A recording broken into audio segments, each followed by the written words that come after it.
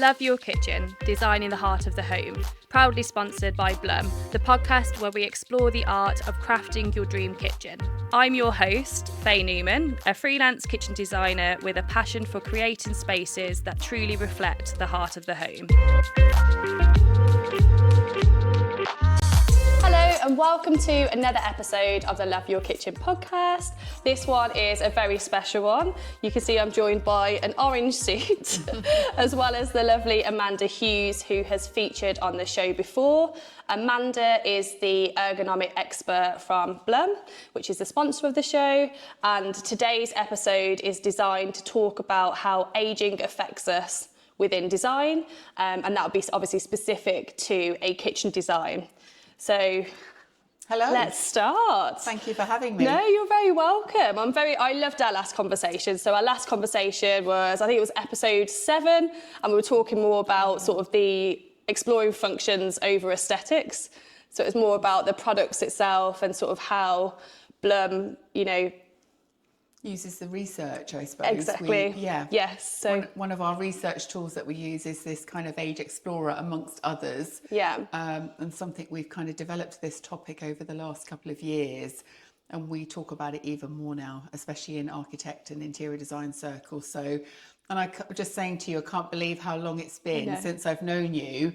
And you've yet to try the suit on, so I'm so excited. We've been working up to it, building up to it. Yeah, for sure. And last time we spoke, you mentioned that you've designed the suit to sort of, allow us as designers to have more design empathy for, because it adds 20 years onto it, doesn't you? Apparently. Roughly. Yeah. Yeah. I mean, a bit of poetic license. Okay. I sometimes say 30 years, 20 years. It was developed by the Meyer Henschel Institute in Germany, and was originally developed for the automotive industry. So they used it to check that cars they were designing and producing were going to be fit for this ageing population. Yeah. So we adopted the suit, which is called the Age Explorer. That's a kind of copyrighted brand for the Meyer Henschel Institute. And we use it as one of our research tools in product development to make sure that the products we're designing are going to be fit for, again, an ageing population. But when I introduce it, I tend to use the phrase empathy suit because it's just about the different life stages. Could be that you're elderly and you have a changing capability. Could be, pregnancy, could be sports injury, could be any kind of inherited diseases, mobility issues. So although we talk about it as the Age Explorer suit, and that's a big, huge topic, especially within the built environment spaces, it could be any stage of life, really. Yeah. And why is talking about sort of aging? So if somebody's watching and they're like, okay, why is aging, important such an important topic to talk about? I suppose, as you say, it can happen at any time in your life, really, whether it's aging sort of, progressively over the years, or whether it's an accident or anything like that. So I suppose that's the... Well, I think we're trying to bring products to market that are actually going to be sustainable. Yeah. So there's a kind of sustainability message there. And what I'm always talking about is if we increase functionality, accessibility and visibility in our domestic fitted furniture, we'll also increase the longevity. Yeah. And it's not only the longevity of the furniture, because we've designed it in such a way that you can use it throughout these life cycles, cradle to cradle. It also increases the life of the homeowner, because there's a direct correlation between our living spaces and our healthy aging outcomes. Okay. So if we're living in poor housing, unfit housing, of which there's a lot in the UK, and I'll direct people towards the Centre for Aging Better and their State of Aging report. And there's a huge section in there. We can put the link in the bottom of this video. Sure. About unfit housing and how there's a direct correlation between your healthy aging outcomes. So up to 5 to 10 years longer, if you're able to remain in place and age at home. It's the wish of a lot of people. I mean, most of us don't want to go into institutional care. No. We want to age in the communities in which we live. But one of the criteria of taking people out of their homes is if they can cook a meal for themselves. Yeah. So if they can cook for themselves and feed themselves, and have a healthy meal and then remain in their own homes, their healthy aging outcomes can increase their life expectancy. Oh, that's amazing. What amazing work. Yeah, I know. It's incredible, isn't it? How when I first joined Blum 9 years ago, we used to say improving lives, improving quality of living spaces. And 9 years ago, I was of the they're only how's it going to change your life? Yeah, that's a bit rich. But because we have this whole research arm, we do these anthropology studies. We're studying globally. Yeah. The products that we're trying to develop and produce today are going to help our living spaces of the future. And this is just one tool that's going to, help that in kind of home design or domestic architecture. Sure. It's the awareness, I think, as well, which is just super important. So just to give you sort of an insight into today's episode, I am going to age by 20 years and put on this lovely orange suit, which is normally your suit, because you're known as the lady in the orange suit. You've said to me before. In industry circles, I think there was an article out there once about, is it a fashion choice or a lifestyle choice? The lady with the orange suit, that's how I'm generally known in industry. Yeah. Amazing. So I'm going to test and try out the suit and then talk through sort of, how I feel going from, what I would say is able-bodied now at the age of 30, and then just see where it takes me and see how it will affect the, kitchen space from there and how I'll feel in it. We are getting older. Yeah. We are living longer. There's loads of data sets out there. It's not an urban myth. I mean, life expectancy, birth rates are declining, life expectancy is increasing. Yeah. And it's going to impact every aspect of society, not only the homes in which we live, but healthcare systems, care home systems, carers, the NHS provision. Yeah. As we're moving into this by 2055, there's potentially 1 in 4 of us are going to be age 65 and over. We need to start thinking about, and currently I think in the UK we've got 3.1 million 80 plus year olds, and by 2050 that might have increased to 8 million, statistics are saying. So how as a society, how are we going to fulfill that? Yeah, and I think it's an issue that affects everybody. And I think this target audience or this market audience, we know for kitchen retailers, the average age of their customers is in the 50s plus market. True. And the kitchen's expected to last 15 to 20 years. So if they're buying a kitchen at even 45, 50 or 55 and want to get a good 20, if not more years out of the kitchen, they need to think about their future changes in future capability changes. I'm struggling to bend down and scrap in the backs of cupboards now. You're 21, Amanda. I don't know know why exactly. I'm 21 every week, how that's kind of going to affect people. So I'm excited to get you in the suit. I don't know whether I have or not. I'm not sure how I feel. Right, I'll pop my notes to get you down. in. And as I put the suit on you, I'm going to talk through some of those things that you might want to think about. So ergonomics and your anthropometrics change. Since working in architectural circles, I came across a fabulous word about 2 years ago called gerontology. And it's the study of old people, but not only how they age, but how that ageing population will impact the societies in which we work, in which we live. So gerontology and anthropometrics. I always learn so many new words when I speak to you. We shrink as we get older. That's happening a lot earlier than we give it credit for. So we've started shrinking. I hate to depress anyone out there, but the reality is we are shrinking from about age 40, half an inch every 10 years. Oh, no. If you've got height to lose, that's fine. Perfect, but If you're not, something to think about. We struggle to reach high cabinets. As we're shrinking, as we get older, you tend to find the kitchen spaces that they use is less. They're only really working from 20% of the kitchen space. For sure. But I've kept you in suspense long enough. You have. You ready? Let's go. Okay, so the first thing we're going to do is give you some stiffness in the joints. Yeah. So your synovial fluid is reducing, cartilage is reducing, you're shrinking, arthritis and stiffness in the joints, you're not going to be as flexible. I'll try not to cut off your blood circulation, but we're going to bind up your elbows and your knees. Okay. And this just means you're not as flexible as you were before. Once your knee stiffness sort of sets in, it can affect your balance as well. Okay. So again, if you're having to bend down or climb to access things in your kitchen, that's not as practical as it potentially could be. I haven't worn the best I have to trousers for say, you. well, that's okay. Yeah. But because I do this on a fairly regular basis, I don't go to the gym because it's pretty much a workout for me, I have to say. Actually getting it on someone in a decent kind of time frame. It's okay, there's no judgment. You look like a pro, Amanda. Yeah. Oh, God. Okay. The optimum is to wear the suit for about 45 minutes. Okay. You forget about how the suit works and you think more about how you're feeling in the suit. Yeah. So although we're not going to go through that 45 minutes today, I may give you a good impression of how it might work. Yeah.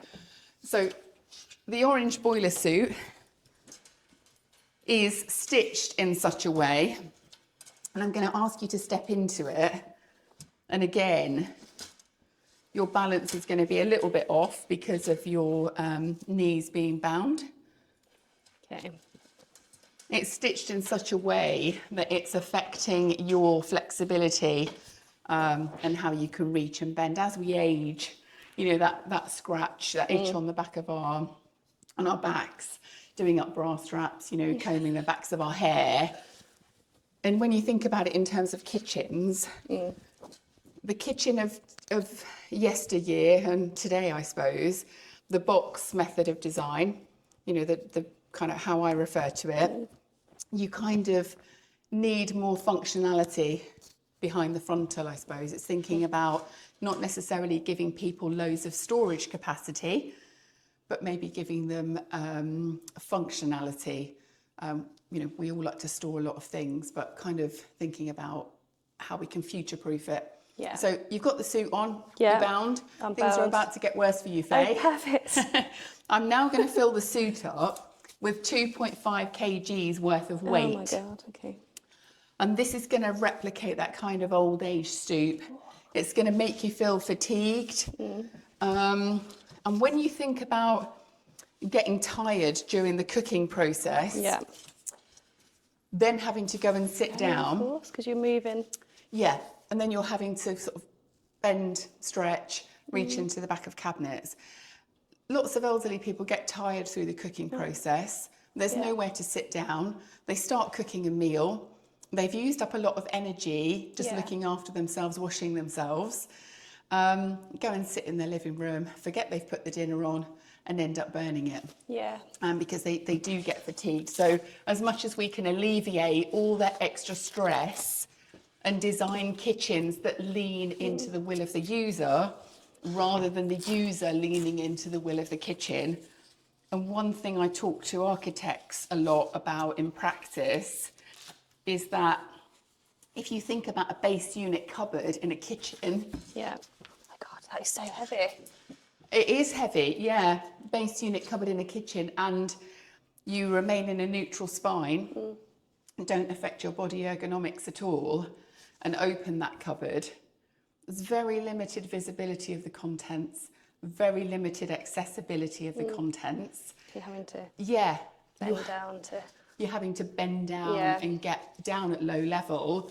And we could be better. We could do better, I think, in terms of more functionality. Yeah, for sure. So I'm going to give you the full experience. That's fine. Do you know what? I go to the gym as well, so I lift quite a lot of weight, and this is actually quite heavy because it's not in the usual areas and it's on you everywhere. Yeah. So yeah, you can feel your shoulders going down. Exactly. You have to really pull up. As you get older, you know, lifting your neck up, you kind of tend to look more down. Yeah. You know, your kind of visual acuity gets less. Things are about to get worse. Oh no. Yeah. I'm going to pop these gloves on you. Okay. And they're going to replicate kind of loss of feeling in the fingertips. Okay. So when we think about designing and changing capability, think about I think about appliances. If you've got a visual acuity loss or a hearing loss, and how people with loss of sensitivity in the fingertips and dexterity in your fine motor skills, how are they going to operate appliances? Handles particularly, like your J handles, your D-shaped handles, lever handles. And there's a huge report out there about the different types of handles that are suitable for an ageing population. Okay.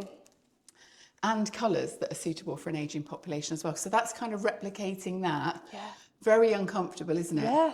I mean, you've got sort of like texture on the inside as well, haven't you? So I suppose that's showing the sort of how uncomfortable it must be. And it's so strange, and it's crazy to think that this is how it's going to feel, because obviously I'm standing here now thinking, you know, I'm able-bodied, I'm able to do all of this sport, all these different things, but actually when you know, get to a point, these are going to be considerations that slowly over the years, like, we need to be made aware of. And it's almost great that we're putting this out there now, so hopefully anybody sort of watching or listening can start to think further ahead and just make it as easy as possible for them.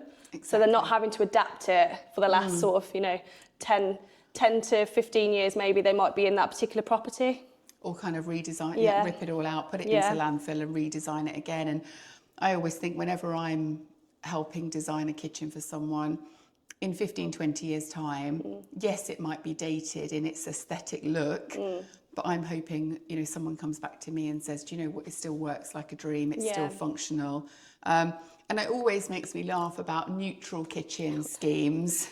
Yes, neutral, kind of, everyone likes this. We don't really want to see the kitchen, neutral, Scandi scheme, it's all white or beige. As we lose our visual acuity and we have a yellowing of the lens as we age, all of those colours blend one into the other. Yeah. And that's why we're always banging our heads on cupboard, you know, the kind of flap door system. Yeah, makes sense. We're banging our heads on those because we just don't, peripheral vision's changing, colour vision's changing. I'm going to work quite quickly now because I don't wear these very often, but I have been told that they're pretty uncomfortable. Okay, so that's fine. That's kind of making you... Oh, that's fine. Yeah, it's increasing your far-sightedness.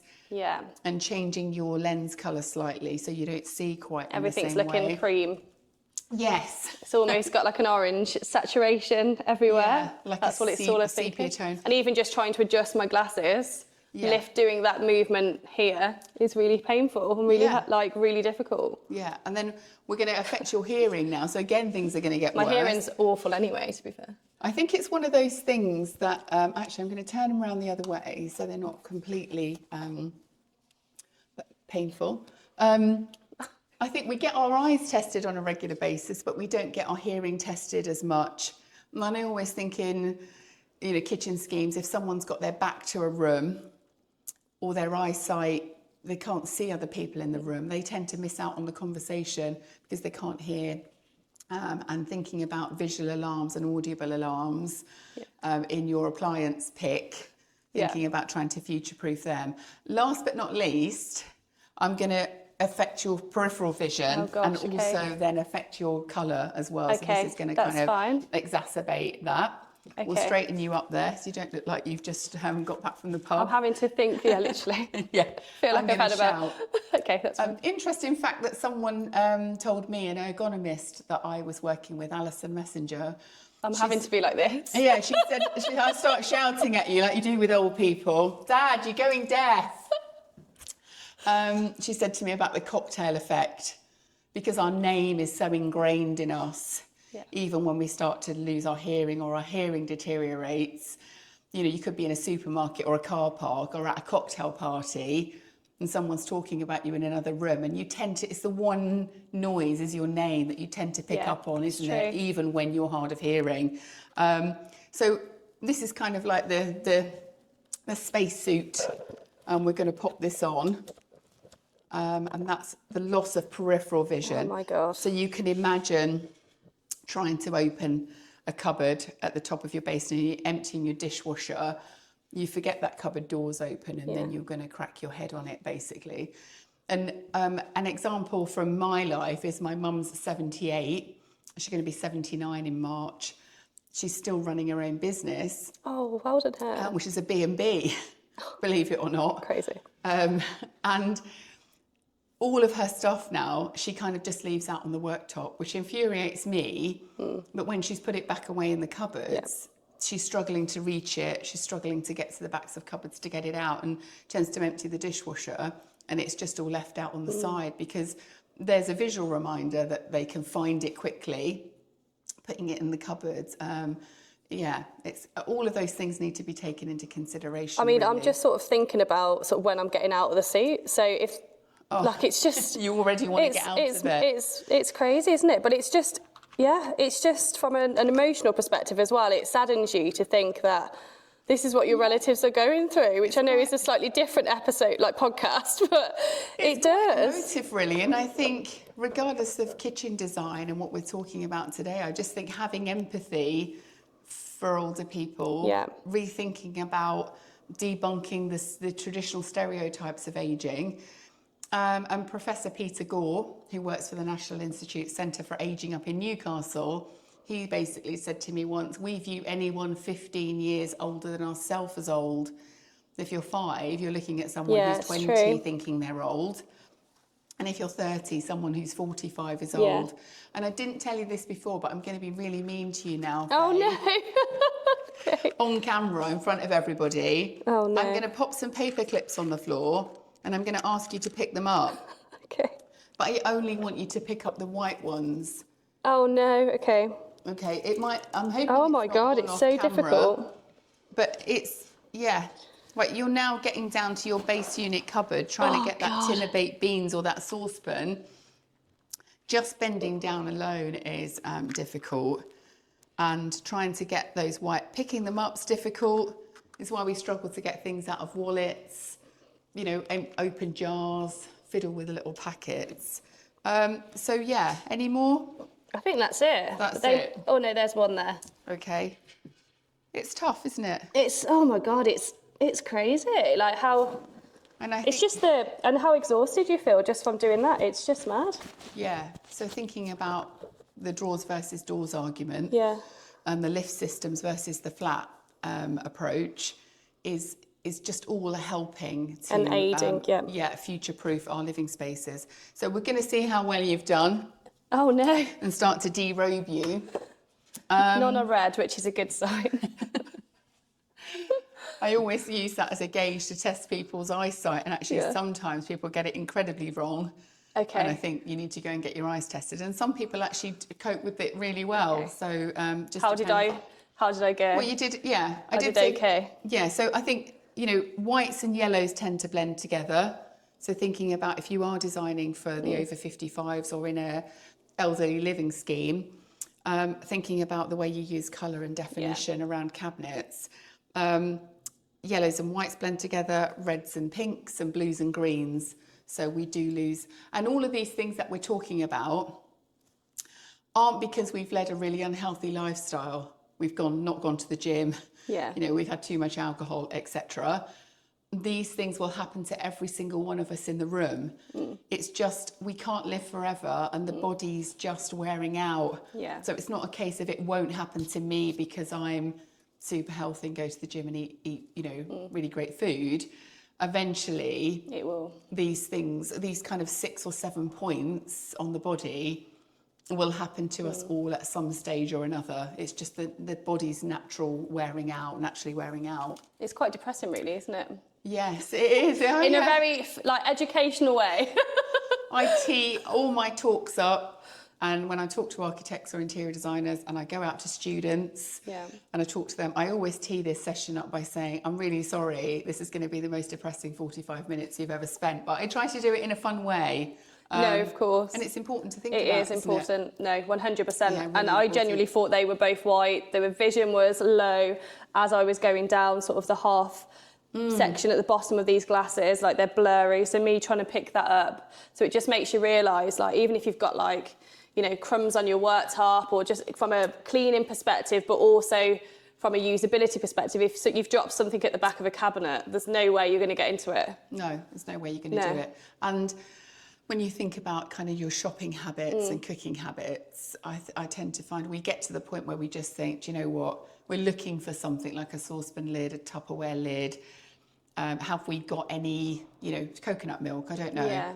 And at the end of the day, you just think, oh, do you know what, I'll just buy another one. Yeah. So by the time you've got everything out to look for it, you're just really skimming. We all do it, regardless of age. Yeah. Most of us are just skimming off of that 20% of our kitchens on a really regular basis and thinking about, you know, on the kind of landscape plane, that kind of workflow system. We used to have the working triangle. We've now got dynamic space. So 3 zones is 5. But for the elderly, I think it's really important to think about designing on the portrait plane as well. You know, hot items in the middle, things you don't use as regularly in the warm, and then the one thing you get out once a year at Christmas in the cool. Yeah.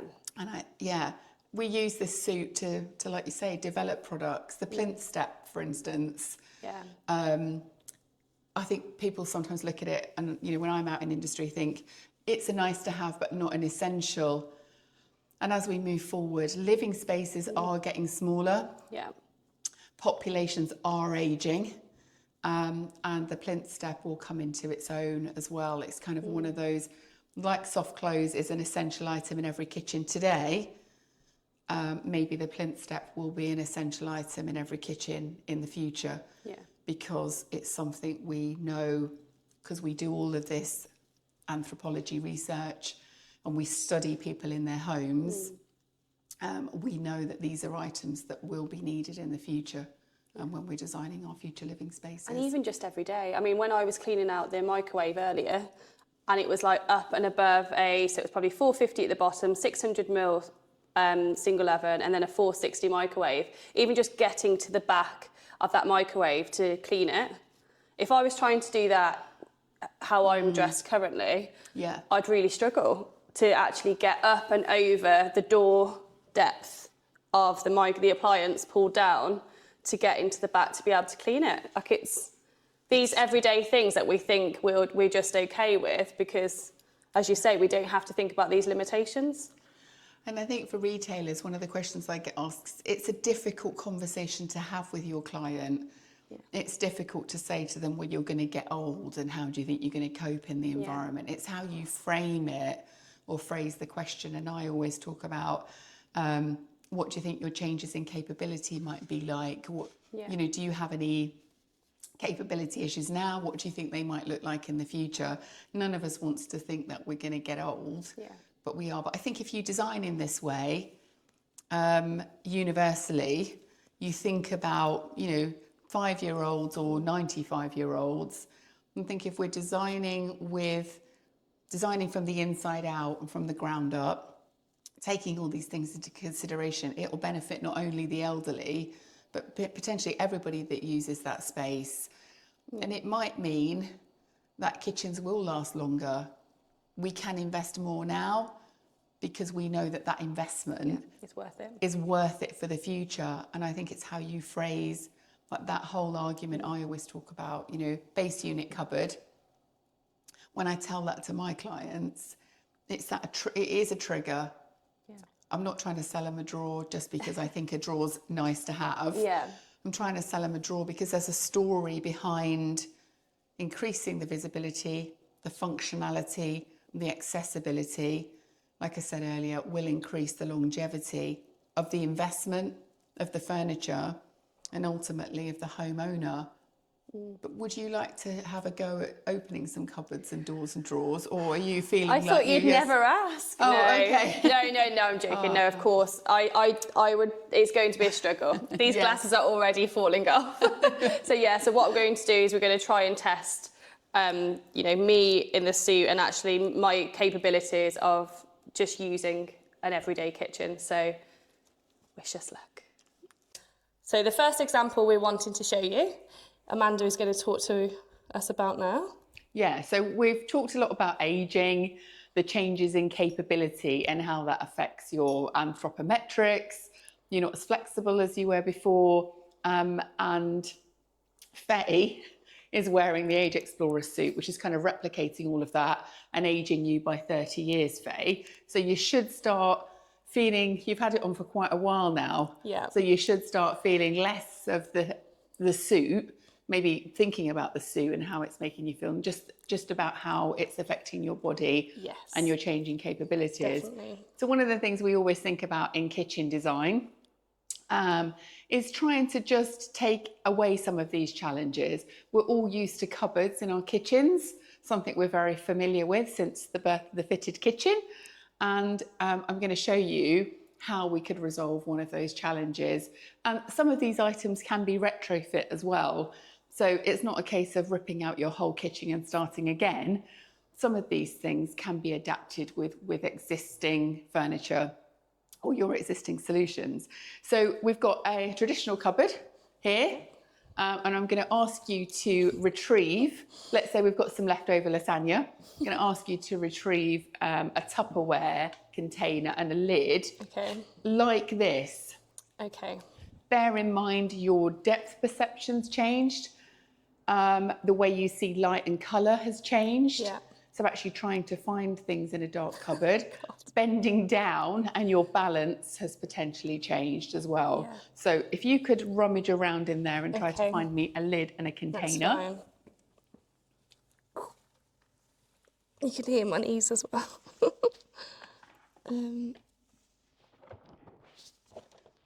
Oh God, it's very restrictive. Yeah, it is. And sometimes in a traditional cupboard, you have to remove more than you need. So you're almost taking everything out to retrieve the one item that you're looking for. That whole can't see the wood for the trees type system, to actually get the one item that you need. And your body position, we open and close the doors and drawers in our kitchens about 80 times a day.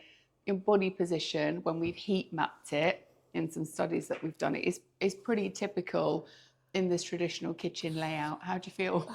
I'm shattered. I'm really tired, honestly. Already. And I think because, as you say, like with all the weights on and pushing your body forward, you're just not in the right positions for anything. No. It's very bizarre. So eventually you're going to get to the point where you don't really want to do those kinds of tasks. Yeah. And anything you use on a regular basis, you'll potentially just leave out on the worktop. Yeah, so true. Or won't bother. Yeah, 100%. You'll just try to make adaptations. Going down onto the floor to get in was actually quite painful. Do you want to see how it could be better? Yes, I do. Shall we have a go at doing that Yeah, now? 100%. Okay. So, Faye, we've looked at maybe a bit more traditional design, and we're now going to look at the opposite to that. So the yin to the yang. And how we might overcome some of those challenges. So this particular kitchen was designed using the dynamic space principle and based on some of the research that we've done here at Blum.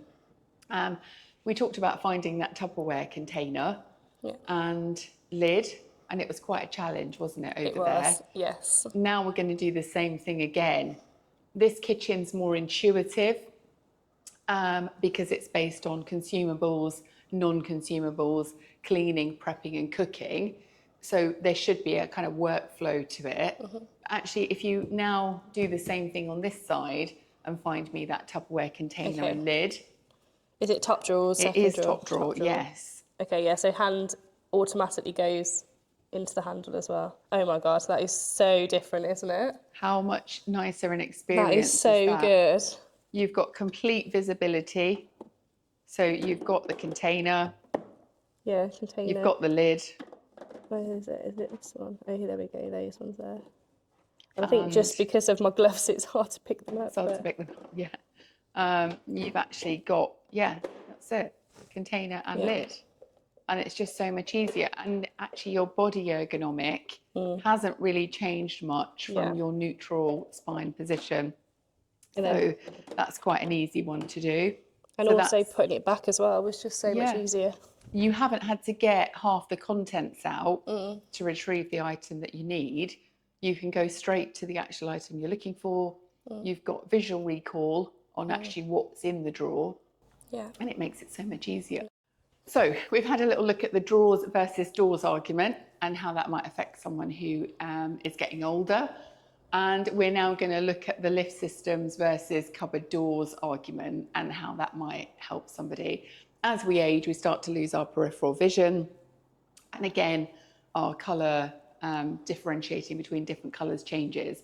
So if you were preparing a meal for you or a family member, Faye, and you were going in your cupboards, trying to lay the table, let's say. So you're looking for plates and cutlery, and you're opening your cupboard doors. Okay, that's fine.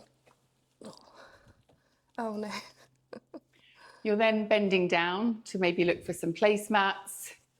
Your peripheral vision's gone, so then you're going to come up and potentially going to bang your head because you've not seen the corner of the door. Yeah. And I know there's this trend for having Scandi style kitchens, all beige, beige worktops, beige cabinets, beige floor. And when your colour changes, you know, that whole thing will just become one kind of solid wall with the floor, and then potentially you can't see the edge of the worktop to the floor. Head kind of crashing or bashing potential. But also, you can't work in that situation in terms of seeing the items that you need. You're constantly getting one item in or out. And the other thing I think about is working with someone else alongside you in the kitchen. You're constantly trying to duck around the other person, thinking, oh, can I just get in here? Or can I just get past you to get a cup from here? It's that constant flapping. Yeah. First thing you want to do when you open a cupboard door is close it. Yeah, it's so true. Yeah, we'll have a little look at how we can make that better. Yeah. Maybe change it slightly. For sure. I think that'd be good. Because I think as well with the hinges, normally the hinges lead into the corner. So like, and they are both hinged on the same side like this is. So the left hand and then the left hand. So that just shows you if you're trying to get in one cupboard and then try and get into the other, like you're having to shut that door on the right in order to access it. Completely. So it's, completely agree with you from that perspective. So yeah, I'm excited to see what you're going to show me now. Okay. So the second example we looked at, I'm worried about how you're faring in there. Honestly. I can't really see you too much, but you must be sweating. Warm. Very warm. The other example we looked at was traditional flat door system as opposed to lift systems. And I think generally the market, you know, still prefers like doors versus lift systems. So this Aventos range at Blum, I think, again, going back to ergonomics, ease of use, you're now kind of looking to lay the table, you're getting some cups and things out of the cupboard, or emptying your dishwasher potentially, and you're going to lift this side up. Okay. Oh, so even though I'm like restricted to there. So even though you're restricted, positioned right, it's not going to flap up. No. So it's got something on it called stepless stop. Okay. It's not going to fall down and hit you on the head. Yeah. And depending on your height and your reach, because obviously as we age, we can't reach as far and we start to shrink. Yeah, well, I've just seen that. I've just been a bit like, because of the restrictive clothing and sort of corners on it. It's stitched particularly at the top. Older people find it very difficult to lift their arms above their head. You know, find it difficult to comb the backs of their hair. So it's based on a stepless stop system, so you only have to take it as far as you need. But now it's out of your way. Yeah. You've opened it once. You're going to do exactly what it is you need to do. Go backwards and forwards to the table. Get your cups and your glasses. And you're not constantly opening and closing the doors and drawers. Just get your tea down. And the other thing I always think about is if two people are working in a kitchen side by side, I can kind of be doing some prep here or getting some items that I need. You could be also working in the kitchen and laying the table and coming in and out of the cupboard. And then when we're completely done, we can then close it and put it away. We don't have to keep flapping the doors. As I say, there's no fight then, is it? To be like, oh, I need to get into this cupboard. We've all been there. Yeah. So it's true. Yeah, it's kind of like a visual And there's argument for open shelving, and then you can see it, especially when you start to get maybe early onset dementia. Yeah. Not having a door on it at all. There's lots of arguments. I think it's just making yourself aware of what's best for the client. Yeah. But having just thinking differently how you could include more future-proofing solutions. Yeah, for sure. And with this particular cupboard, a little fancy, but I mean, you could pull it down. It comes down with the servo drive mechanism attached. So But me trying to reach and grab the top of that door to then bring that down would be really difficult in my current situation. Which is, I think, when we bring these items out to market, like the plinth step, the pull-out lock shelf, the servo drive electric system, we've always got this, what does the future look like? Yeah. How are the demographic changes going to affect people? How can we make the furniture more sustainable, last longer? And these are some of the ways in which we can do it. So, Faye, we've looked at traditional kitchens and the challenges that you might face at any stage of life, but particularly we're talking today about challenges in aging. And we've all had or used a shelved larder solution. Great for huge capacity. So if you're shopping in bulk and you need lots of storage, the internal storage capacity in one of these potentially seems great to start with, but then you start to lose track of what you've got, you can't find it, things go out of date at the back. Then put the added challenge of getting older and wanting to remain in your home for longer. You're now trying to find a can of dog food in a drawer, in a kind of shelved solution like this. I know there's one in there, and that's the reason I'm kind of saying it. Oh my God. It's not particularly well lit. No. It's got far too much stuff in it. Again, I have mentioned already, can't see the wood for the trees. It's a challenge for anyone to find the item they need when they need it. Yeah. So trying to find, what's your best guess? I don't know, to be honest. Well, I'm going to have to bend down again because that's unfortunately where the tins are placed. Yes. So you're going to have to get down at low level. And then, okay, it's here, I believe. Right, yes. But that's because it's right at the front, but I can imagine. It's right at the front, but could you imagine if it was right at the back? You probably wouldn't bother. You'd just go to the shop and buy another one, wouldn't you? You just wouldn't bother. So drawed larder solutions, not that practical. So there are other alternatives out there of how we could do it better. And again, lots of these things could be retrofitted later. Yeah, so true. Sometimes rather than starting again from scratch with a kitchen, if budgets don't allow and we're trying to save the planet, landfill, be more sustainable, there's lots of ways we could do things.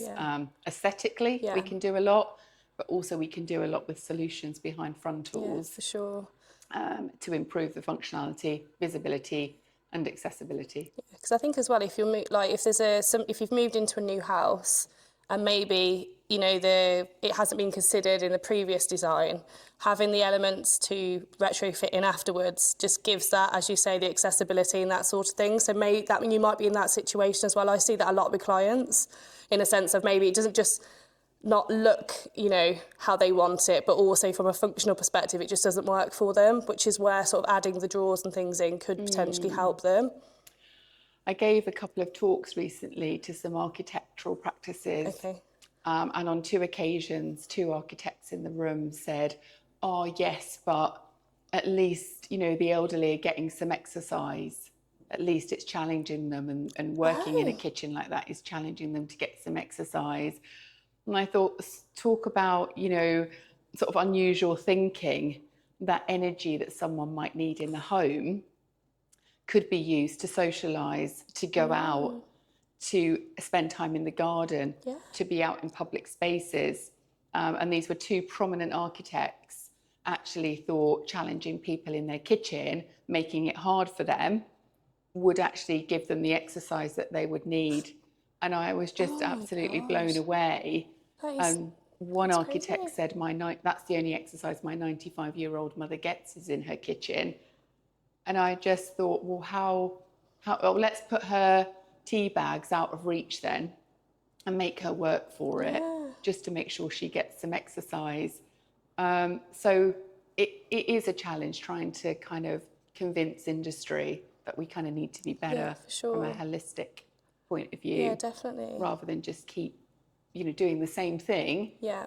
We need to kind of move the kitchen forward and try to do something different. And also as well, obviously, because you're sort of watching or listening to this at home, you can bring that into your own design as well. So say you might have an architect or a designer that isn't sort of aware of these challenges to the extent that we've spoken about today, but therefore you will be. So you can take that expertise that we've learnt, and just, sort of maybe question or just, bring those elements into your design yourself as well. Yeah, it's difficult to talk to clients about getting old, not being as capable, maybe not being as physically fit. It's difficult. But I think as the expert in the room, as the designer and the custodian of that person's budget, I think it's your duty of care to make sure that you've done as much as you can to limit, kind of limit those future challenges that they might face. Yeah, for sure. Completely agree. So last but not least. Yeah, no, last but not least, do you remember the dog food challenge I set you in the shelved, I do, yes. The shelved larder solution? It took you a while to visually locate it, and you had to bend down at low level to actually get it. And with a pull-out drawed larder solution, I think you find things are much easier. So again, it's a one-finger operation. You have complete visibility. You don't lose a lot in storage capacity because actually with this kind of solution, unlike some other solutions, you can maximise on the side-to-side capacity of storage and in terms of storage, height storage. But I think the most important thing for ageing is you are having visual recall. The items come to you. Yes. So the kitchen's leaning into the will of you. You're 100%. Not having to lean into the will of the kitchen. Items in the bottom drawer, you could use a foot to pull the drawer out, so kind of get what I need. There is some bending involved. It's not a completely, foolproof solution, I suppose. You have to do a bit of the work. It's just the very nature of it. Yeah. But in terms of, drawed larder solutions, gaining huge momentum. Like at one time, soft close wasn't standard in kitchens. Yeah. Maybe today, maybe in the future, we won't have shelved larder solutions. This will be more of a standard item because everyone, you can see the benefits of having your items, especially when it comes to food waste. But, we're digressing off of ageing. Yeah. But even when it comes to food waste, you haven't got anything that you've lost sight of, lost track of, forgotten about in the back of the cupboard. Yeah. Easily accessible. You don't have to do much bending. And another thing I always think about with the Space Tower is zoning. Yes. So trying to keep like for like together, drinks, pastas, and various different items in there, but so much easier to see the back of the cupboard. Yeah. If it's actually come to you. And even from a bending perspective, so I got the dog food from our example previously from the second shelf from the bottom. And you can just see, sorry to stand in front of you. No, Amanda. that's okay, yeah. You can just see now how easy that is. Yes, it's probably a little bit lower down, so it's probably there, but I just pull that out, pull the drawer to you, and then I can just grab straight away the item. And I think that's the difference. Yes, definitely. Yeah. For sure. I am so warm. Hello. Does this almost give you a hot flush as well? Is that what it's supposed to do? Because it's definitely giving me one. I just think it illustrates the point that, working in your kitchen, actually moving, navigating your space, with all of the things that it's replicating, arthritis, muscle wastage, loss of visual acuity. It's hard work, isn't it? It is hard work. I'm tired, physically and mentally, having to actually think about doing things differently. So as well as obviously carrying all the weight and restrictions. So yeah. It's been a great chat. Thank you, Amanda. Yes, you won't need to go to the gym tonight, Faye. I know, thank you. You can have a night off. Amazing. So yeah, thank you so much for sharing your knowledge as always with us. We always appreciate it. So if they want to find out more about sort of Blum products and, you know, get some more visuals on how you guys can help, where can they go, what can they do? Well, if they want to, for me to bring the suit, and they want to, you know, it's a huge topic. Yeah. We've covered a very small amount of it in this episode. So if they want to know more about aging, maybe dementia, maybe universal accessible design, they can email me directly. And Faye's going to put a link to my email address in the bottom somewhere. So this would be mainly for designers and architects and things like that. And then homeowners presumably can go on your website? They can. Yeah. They want to know more about Blum's products and services. It's just a case of www.blum.co.uk. Yeah. Or there's another great website out there which covers all these topics as well, which is Blum Inspirations. So it's www.inspirations.co.uk, I think. But again, we'll put the link in the bottom. And there's some great information in there aimed at homeowners. Go on the Blum Inspirations website. Amazing. Thank you as ever. Get me out of this suit. Thank you for taking the time to watch this video today. If you have liked what we have spoken about, why not like and subscribe to this YouTube channel. Also, what you can do is click on the notification bell to keep yourself notified of all the new content to come.